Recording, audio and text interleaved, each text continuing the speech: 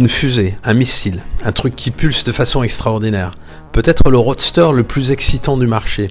Nous parlons ici de la Yamaha MT-10, celle qui se place tout en haut de la série Master of Torque.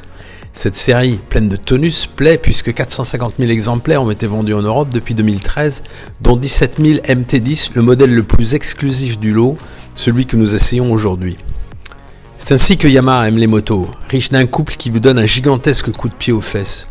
Du couple, elle en a en revente cette MT-10 avec un chiffre à 112 Nm. Forcément, cette machine n'est autre qu'une version roadster de la M1.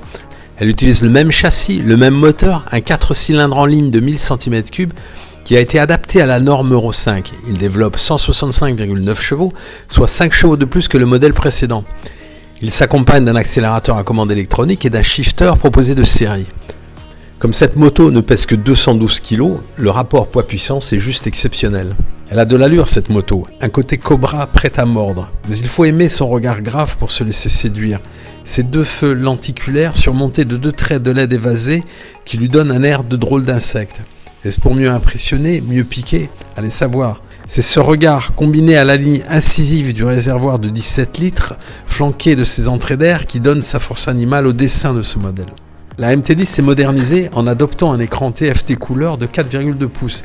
Il reste cependant un peu petit et nécessite de s'adapter à son fonctionnement via la molette à main droite. Il permet cependant de régler les 4 niveaux de puissance différents, l'antipatinage, l'ABS en courbe et tous les autres paramètres comme l'anticabrage, l'antipatinage et même le frein moteur. Mais tous ces réglages doivent être effectués à l'arrêt. Il faut donc choisir ce que l'on veut au départ et s'arrêter si l'on veut modifier son choix en cours de route. Elle s'offre également un limiteur et un régulateur, pratique sur autoroute. Il n'y a pas grand chose à reprocher à la position de pilotage avec la selle à 83 cm. Les repose-pieds sont positionnés très légèrement en retrait. Ils imposent de plier les genoux mais sans excès, alors que l'on est relativement penché sur les poignets. Mais cela ne pose pas de problème lorsque, comme c'est notre cas, l'on roule beaucoup à vélo. Au guidon d'une telle moto, il vaut mieux connaître ses limites et ne pas se laisser dominer parce que cela peut coûter très cher.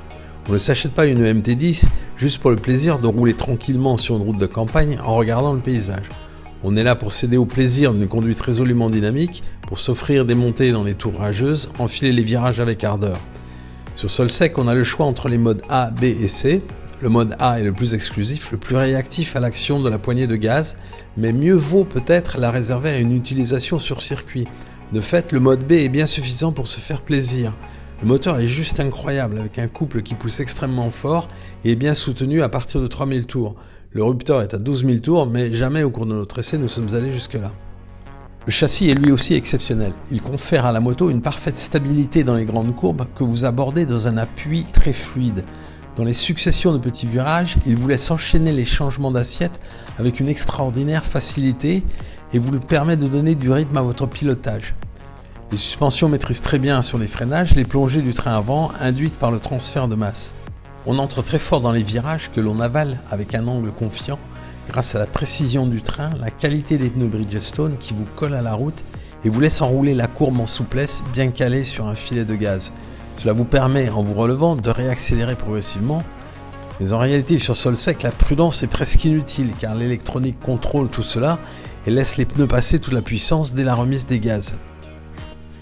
Le seul problème est de garder la maîtrise de son train avant. Le couple est tel qu'il a tendance à ne pas suivre ce que lui demande la roue arrière.